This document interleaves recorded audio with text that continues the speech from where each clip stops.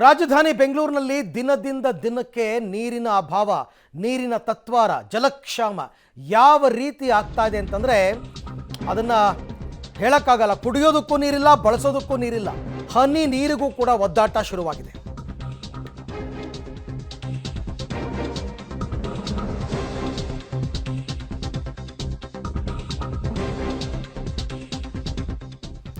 ರಾಜಧಾನಿ ಬೆಂಗಳೂರಿನಲ್ಲಿ ನೀರಿಗಾಗಿ ಪರದಾಟ ಶುರುವಾಗಿದೆ. ಈಗಾಗಲೇ 1 ತಿಂಗಳಾಗ್ತಾ ಬಂತು ಹೆಚ್ಚು ಕಡಿಮೆ ಈ ಥರದ ಒದ್ದಾಟದ ಪರಿಸ್ಥಿತಿ. ಖಾಲಿ ಬಿಂದಿಗೆಗಳನ್ನು ಹಿಡಿದು ಜನ ಅಲೆದಾಡ್ತಾ ಇದ್ದಾರೆ. ಎಲ್ಲಿ ಸಿಗುತ್ತಪ್ಪ ನೀರು, ಎಲ್ಲಿ ಸಿಗುತ್ತಪ್ಪ ಅಂತ. ಆ RO ಪ್ಲಾಂಟ್ಗಳಲ್ಲೂ ನೀರು ಸಿಗ್ತಾ ಇಲ್ಲ, ಕುಳಿಸೋದಕ್ಕೂ ನೀರಿಲ್ಲ, ಬಳಸೋದಕ್ಕೂ ನೀರಿಲ್ಲ. ನೀರಿನ ಭಾಗ್ಯಕ್ಕಾಗಿ ರಾಜ್ಯ ಸರ್ಕಾರಕ್ಕೆ ತರಾಟೆ ತಗೊಂಡಿದ್ದಾರೆ. ಪಬ್ಲಿಕ್ ಟಿವಿಯಲ್ಲಿ ಈ ಕುರಿತಂತೆ ರಿಯಾಲಿಟಿ ಚೆಕ್.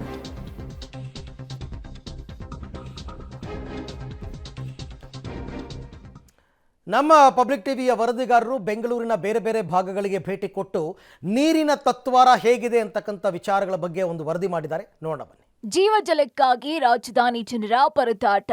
ಕುಡಿಯೋಕೆ ನೀರಿಲ್ಲ, ಸೊಪ್ಪು ತೊಳೆಯೋಕೂ ನೀರಿಲ್ಲ, ನೀರಿನ ಭಾಗ್ಯ ಕೊಡಿ ಅಂತ ಸರ್ಕಾರಕ್ಕೆ ತರಾಟೆ. ಈ ಬಾರಿಯ ಬೇಸಿಗೆ ಬೆಂಗಳೂರಿಗರನ್ನ ಪರಿಪರಿಯಾಗಿ ಕಾಡ್ತಾ ಇದೆ. ಒಂದ್ ಕಡೆ ನೀರು ಬಿಸಿಲು ಕಾಡ್ತಾ ಇದ್ರೆ, ಮತ್ತೊಂದ್ ಕಡೆ ನೀರಿನ ಹಾಹಾಕಾರ ಎದುರಾಗ್ತಾ ಇದೆ. ನಗರದ ಬಹುತೇಕ ಏರಿಯಾಗಳಲ್ಲಿ ನೀರಿನ ಅಭಾವ ಉಂಟಾಗ್ತಾ ಇದೆ. ಈ ಬಗ್ಗೆ ಪಬ್ಲಿಕ್ ಟಿವಿ ಗ್ರೌಂಡ್ ರಿಯಾಲಿಟಿಯನ್ನ ಅನಾವರಣಗೊಳಿಸ್ತಾ ಇದೆ. ಬೆಂಗಳೂರಿನ JJR ನಗರದ ರಾಯಪುರದಲ್ಲಿ ಸುಮಾರು 2,000 ಮನೆಗಳಿವೆ. ಇಲ್ಲಿ ವಾಸಿಸುವಂತಹ ಬಹುತೇಕರು ಪೌರ ಕಾರ್ಮಿಕರಾಗಿದ್ದಾರೆ. ಬೆಳಿಗ್ಗೆ ಎದ್ದು ನಗರವನ್ನ ಸ್ವಚ್ಛ ಮಾಡುವ ಇವರಿಗೆ ತಾವು ಸ್ವಚ್ಛ ಆಗೋದಿಕ್ಕೆ ನೀರಿಲ್ಲ. ಒಂದ್ ಕಡೆ ಕುಡಿಯೋಕೂ ನೀರಿಲ್ಲ, ಬಳಸೋಕೂ ನೀರಿಲ್ಲ. ದಯವಿಟ್ಟು ನೀರಿನ ವ್ಯವಸ್ಥೆಯನ್ನ ಕಲ್ಪಿಸಿಕೊಡಿ ಅಂತ ಹಿರಿಯ ನಾಯಕರು ಗೋಳಾಡ್ತಾ ಇದ್ದಾರೆ.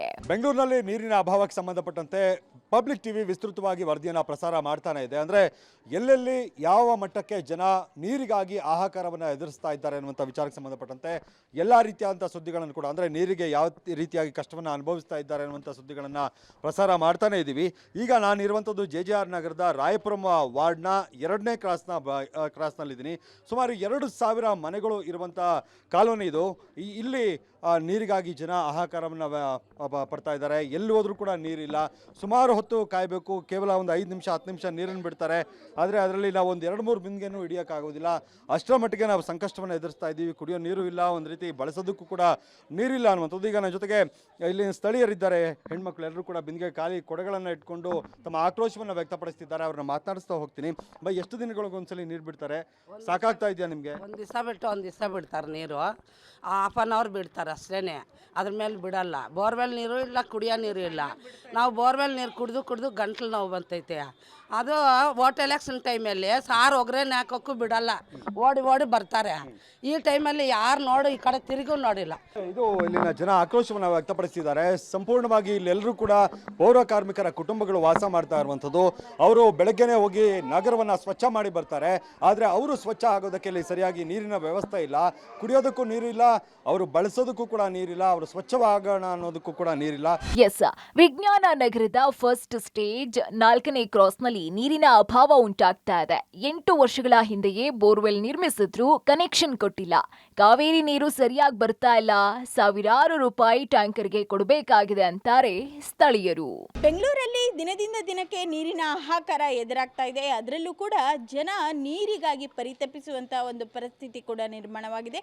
ನಾನಿವತ್ತು ವಿಜ್ಞಾನ ನಗರದಲ್ಲಿರ್ತಕ್ಕಂತಹ ಫಸ್ಟ್ ಸ್ಟೇಜ್ನ 4th ಕ್ರಾಸ್ ಬಳಿ ಇದ್ದೇನೆ. ಇಲ್ಲಿರ್ತಕ್ಕಂತಹ ಜನರೇ ಇದ್ದಾರೆ. ಸಾಕಷ್ಟು ಸಂಖ್ಯೆಯಲ್ಲಿಯೂ ಕೂಡ ಜನ ನೀರಿಗಾಗಿ ಪರದಾಡುವಂತಹ ಒಂದು ದೃಶ್ಯಗಳನ್ನ ಕೂಡ ಕಾಣ್ತಾ ಇದ್ದೇವೆ. ಈ ಒಂದು ನಗರದಲ್ಲಿ ಅಂದರೆ ನೀರಿನ ಟ್ಯಾಂಕರ್ಗಳ ಹಾವಳಿ ಕೂಡ ಹೆಚ್ಚಾಗಿದೆ. ಯಾಕಂದರೆ ಈ ಕಡೆ ಕಾವೇರಿ ನೀರು ಬರ್ತಾ ಇಲ್ಲ, ಮತ್ತೊಂದೆಡೆ ಬೋರ್ವೆಲ್ ನೀರು ಕೂಡ ಸಿಗ್ತಾ ಇಲ್ಲ. ಇಲ್ಲಿರ್ತಕ್ಕಂತಹ ಜನರನ್ನೇ ಮಾತನಾಡಿಸ್ತಾ ಹೋಗ್ತೇನೆ. ಮೇಡಮ್, ಎಷ್ಟು ದಿನದಿಂದ ನೀರು ಬರ್ತಾ ಇಲ್ಲ? ಇಲ್ಲ ಮೇಡಮ್, 1.5 ತಿಂಗಳಾಯಿತು ನೀರು ಬರ್ತಾ ಇಲ್ಲ. ಮತ್ತು ಕಾವೇರಿ ನೀರಂತೂ ಇಲ್ವೇ ಇಲ್ಲ. ಬಿಡ್ತಾರೆ ನೀರು ಒಂದು ಹಾಫ್ ಆನ್ ಅವರ್ 3/4 ಅವರ್ ಅಷ್ಟೇ. ಅದು ಸಣ್ಣಗೆ ನೀರು ಬಿಡ್ತಾರೆ. ಮತ್ತು ಒಂದು ಟ್ಯಾಂಕರ್ ನೀರು ಇವತ್ತು ಹೇಳಿದ್ರೆ 3-4 ದಿನ ಆದಮೇಲೆ ಟ್ಯಾಂಕರ್ ಬರುತ್ತೆ. ಅದು 1,500-1,000 ರೂಪಾಯಿ ಆ ಥರ ಡಿಮ್ಯಾಂಡ್ ಬೇರೆ ಆಗ್ತಾ ಇದೆ. ನೀರಂತೂ ಒಂದು ಡ್ರಾಪ್ ಬರ್ತಾ ಇಲ್ಲ. ನೀರಿಲ್ಲ ಮೇಡಮ್, ಇಲ್ಲಿ ದುಡ್ಡು ಕೊಟ್ಟರು ನೀರು ಬರ್ತಾ ಇಲ್ಲ. ಟ್ಯಾಂಕರ್ ಯಾರೂ ಬರ್ತಾ ಇಲ್ಲ. ಕಾವೇರಿ ನೀರು ಇಲ್ಲ. ಏನು ಮಾಡೋದು ಹೇಳಿ? ಒಟ್ಟಿನಲ್ಲಿ ಇಲ್ಲಿರ್ತಕ್ಕಂತಹ ಜನ ಹೇಳೋದೇನಂತಂದರೆ ಬೋರ್ವೆಲ್ ಇದ್ದರೂ ಕೂಡ ಕನೆಕ್ಷನನ್ನು ಕೊಟ್ಟಿಲ್ಲ, ಈ ಕಡೆ ಕಾವೇರಿ ನೀರು ಕೂಡ ಸಾಕಾಗ್ತಾ ಇಲ್ಲ. ಹೀಗಾಗಿ ನೀರಿಗಾಗಿ ನಾವು ಪ್ರತಿನಿತ್ಯ ಕೂಡ ಪರದಾಡುವಂಥ ಒಂದು ಪರಿಸ್ಥಿತಿ ನಿರ್ಮಾಣವಾಗಿದೆ ಎನ್ನುವಂತಹ ಮಾತುಗಳನ್ನ ಕೂಡ ಹೇಳ್ತಾ ಇದ್ದಾರೆ. ಇನ್ನು ಬಾಪೂಜಿ ನಗರದ 5 ಹಾಗೂ 6ನೇ ಕ್ರಾಸ್ನ ಜನ ಸೊಪ್ಪು ತೊಳೆಯೋಕೂ ನೀರಿಲ್ಲ ಅಂತ ಖಾಲಿ ಕೊಡ ಹಿಡ್ಕೊಂಡು ಪ್ರತಿಭಟನೆಯನ್ನ ಮಾಡಿದ್ರು. ನೀರಿನ ಭಾಗ್ಯ ಕೊಡಿ ಅಂತ ಆಗ್ರಹಿಸಿದ್ರು. ಇನ್ನು ಬಾಪೂಜಿ ನಗರದ ಚಿತ್ರಣ ಹೀಗಿದೆ ನೋಡಿ. ಬಾಪೂಜಿ ನಗರ 6th ಕ್ರಾಸ್ ಅಲ್ಲಿ ಇದ್ದೀನಿ. ಇಲ್ಲಿ ಕೂಡ ನೀರಿಗಾಗಿ ಜನ ಪರದಾಡ್ತಾ ಇದ್ದಾರೆ. ನೀರು ಸಿಗದೆ ಜನ ಅತಂತ್ರಕ್ಕೆ ಒಳಗಾಗಿದ್ದಾರೆ. ಸುಮಾರು ಜನ ಇದ್ದಾರೆ. ನೀರು ಸಿಗದೆ ಒಂದು ರೀತಿಯಲ್ಲಿ ಅಸಹಾಯಕರಾಗಿದ್ದಾರೆ. ಬೇರೆ ಬೇರೆ ಏರಿಯಾಗಳಿಗೆ ಹೋಗಿ ನೀರನ್ನು ಹಿಡಿದಿಟ್ಕೊಂಡು ಬರುವಂಥ ಸ್ಥಿತಿ ಕೂಡ ಇದೆ. ಸಹಜವಾಗಿ ನೀರು ಇಲ್ಲದೆ ಇರುವಂಥ ಕಾರಣಕ್ಕಾಗಿ ಗೃಹ ಬಳಕೆಗೆ ಅಥವಾ ಬೇರೆ ಬೇರೆ ಕೆಲಸಗಳು ಕೂಡ ಮಾಡೋದಕ್ಕೆ ಆಗ್ತಾ ಇಲ್ಲ. ನೇರವಾಗಿ ಅವ್ರನ್ನೇ ಮಾತನಾಡಿಸ್ತೀನಿ. ಎಷ್ಟು ಸಮಸ್ಯೆ ಆಗ್ತಿದೆ ಅಮ್ಮ? ನಮ್ಗೊಂದು ತಿಂಗಳಿಂದ ಆಲ್ಮೋಸ್ಟ್ ನೀರು ಬರ್ತಾ ಇಲ್ಲ. ಬಿಡ್ತೀವಿ ಅಂತಾರೆ, ಬಟ್ ಪ್ರೆಷರ್ ಇರೋದೇ ಇಲ್ಲ. ಈಗ ಚಂದ್ರ ಲೇಔಟು ನಾಗರಬಾವಿ ಕಡೆ ಎಲ್ಲ ನೀರು ಕಂಟಿನ್ಯೂಸ್ ಬರ್ತಾ ಇದೆ. ಇಲ್ಲಿ ಒಂಚೂರು ನಮಗೆ ನೀರು ಬಂದೇ ಇಲ್ಲ. ಇಲ್ಲಿ ಎಲ್ಲಾದರೂ ಹಿಡ್ಕೊಬರೋಣ ಅಂದರೂ ನಮ್ಗೆ ಯಾವುದೇ ಬೋರ್ ನೀರುಗಳು ಫೆಸಿಲಿಟಿ ಇಲ್ಲ. ಇಲ್ಲೆಲ್ಲ ತುಂಬ ಕಷ್ಟ ಆಗಿದೆ. ಮಕ್ಳುಗಳು ಒಬ್ಬರು ಮನೇಲಿ ಟ್ಯಾಂಕ್ ಇರುತ್ತೆ, ಒಬ್ಬರು ಮನೇಲಿ ಇರಲ್ಲ, ಹಿಡ್ದು ಇಟ್ಕೊಬೇಕು. ಅವ್ರು ಬೇರೆ ಮನೆಗಳಲ್ಲಿ ಎಷ್ಟು ದಿನ ಅಂತ ಇಸ್ಕೊಳಕ್ಕಾಗುತ್ತೆ. ಅವ್ರಿಗೆ ನಮಗಿರಲ್ಲ ಅಂತ ಅವರು ಕಷ್ಟಪಡ್ತಾರೆ.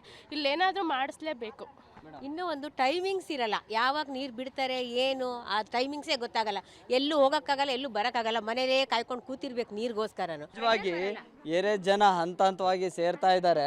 ಸೊ ಕಂಪ್ಲೀಟ್ ಆಗಿ ಸುಮಾರು ದಿನಗಳಿಂದ ಕೂಡ ನೀರಿನ ಅಭಾವ ಸೃಷ್ಟಿಯಾಗಿತ್ತು ನಗರದಲ್ಲಿ. ಆದರೆ ಬಾಪೂಜಿ ನಗರದಲ್ಲಿ ಕೂಡ ಅಟ್ಲೀಸ್ಟ್ ಕುಡಿಯೋದಕ್ಕಾದರೂ ತಾತ್ಕಾಲಿಕವಾಗಿ ಆದರೂ ಕೂಡ ಸಂಬಂಧಪಟ್ಟಂಥ ಜಲಮಂಡಳಿಯ ಅಧಿಕಾರಿಗಳು ವ್ಯವಸ್ಥೆಗಳನ್ನು ಮಾಡಿಕೊಡಬೇಕಾಗಿತ್ತು. ಆದರೆ ಅದು ಯಾವುದೂ ಕೂಡ ಆಗ್ತಾ ಇಲ್ಲ. ಅದರ ಪರಿಣಾಮ ನಿಜಕ್ಕೂ ಕೂಡ ಒಂದು ರೀತಿಯಲ್ಲಿ ನೀರಿಗಾಗಿ ಪರದಾಡುವಂಥ ಸ್ಥಿತಿ ನಿರ್ಮಾಣ ಆಗಿದೆ. ವಾರ ಆದ್ರೂ ನೀರು ಬಂದಿಲ್ಲ. ಹನಿ ಹನಿ ನೀರಿಗೂ ಪರದಾಡುವ ಸ್ಥಿತಿ ನಿರ್ಮಾಣ ಆಗಿದೆ. ಇದೆಲ್ಲ ಹೋಗ್ಲಿ, ನೀರಿನ ಸಂಸ್ಕರಣಾ ಘಟಕದಲ್ಲೂ ನೀರಿಲ್ಲ ಅಂತ ಮಾಗಡಿ ರೋಡ್ ನಿವಾಸಿಗಳು ಆಕ್ರೋಶವನ್ನ ಹೊರಹಾಕಿದ್ದಾರೆ. ಅಲ್ಲಿನ ಸ್ಥಿತಿಗತಿ ಹೇಗಿದೆ ಅಂತ ತೋರಿಸ್ತೀವಿ, ನೀವೇ ನೋಡಿ. ಬೆಂಗಳೂರಿನಲ್ಲಿ ನೀರಿನ ಸಮಸ್ಯೆ ಬಿಗಡಾಯಿಸ್ತಾ ಇದೆ. ಅದರಲ್ಲೂ ಕೂಡ ಮಾಗಡಿ ರಸ್ತೆಯ 9ನೇ ಕ್ರಾಸ್ನಲ್ಲೂ ಕೂಡ ನೀರಿನ ಸಮಸ್ಯೆ ಜಾಸ್ತಿ ಆಗಿರುವಂಥದ್ದು. ನೀರೇ ಬರ್ತಾ ಇಲ್ಲ ಅಂತೇಳಿ ಸ್ಥಳೀಯರು ಅಸಮಾಧಾನ ಹೊರಹಾಕ್ತಾ ಇದ್ದಾರೆ. ನೀರಿಗೋಸ್ಕರ ಪರಿತಪಿಸ್ತಾ ಇದ್ದಾರೆ. ಇಲ್ಲಿರ್ತಕ್ಕಂಥವರೆಲ್ಲರೂ ಕೂಡ ಗಮನಿಸ್ತಾ ಹೋಗ್ತಾ ಇದ್ದಾರೆ. ವಯಸ್ಸಾದವರು, ಮಕ್ಕಳು, ಚಿಕ್ಕ ಮಕ್ಕಳು ಎಲ್ಲರೂ ಕೂಡ ನೀರು ಬೇಕು ಅಂತೇಳಿ ಅವರು ಒತ್ತಾಯವನ್ನು ಮಾಡ್ತಾ ಇರುವಂಥದ್ದು. ಇಲ್ಲಿ ಕುಡಿಯೋದಕ್ಕೆ ನೀರಿನ ಸಮಸ್ಯೆ ಜಾಸ್ತಿ ಆಗುತ್ತೆ. 2 ದಿನ ಆದರೂ ನೀರು ಬರಲ್ಲ, 3 ದಿನ ಆದರೂ ನೀರು ಬರಲ್ಲ, 1 ವಾರ ಆದರೂ ಕೂಡ ನೀರು ಬರಲ್ಲ ಅಂತೇಳಿ ಇಲ್ಲಿನ ಸ್ಥಳೀಯರೆಲ್ಲರೂ ಕೂಡ ಬಿಂದಿಗೆಗಳನ್ನು ಹಿಡಿದುಕೊಂಡು ನಿಂತಿರುವಂಥ ಗಮನಿಸ್ತಾ ಹೋಗ್ತಾ ಇದ್ದಾರೆ. ಇಲ್ಲಿ ನೋಡ್ಬೋದಾಗಿದೆ, ಅಜ್ಜಿ ತುಂಬ ದಿನಗಳಿಂದ ನೀರು ಬರ್ತಾನೆ ಇಲ್ಲ ಅಂತೇಳಿ ಅಜ್ಜಿಯವರು ಕಂಪ್ಲೇಂಟ್ ಮಾಡ್ತಾ ಇದ್ರು. ಈ ನಿಟ್ಟಿನಲ್ಲಿ ಇವರೆಲ್ಲರೂ ಕೂಡ ನೀರಿಗೋಸ್ಕರ ಪರಿತಪಿಸ್ತಾ ಇದ್ದಾರೆ.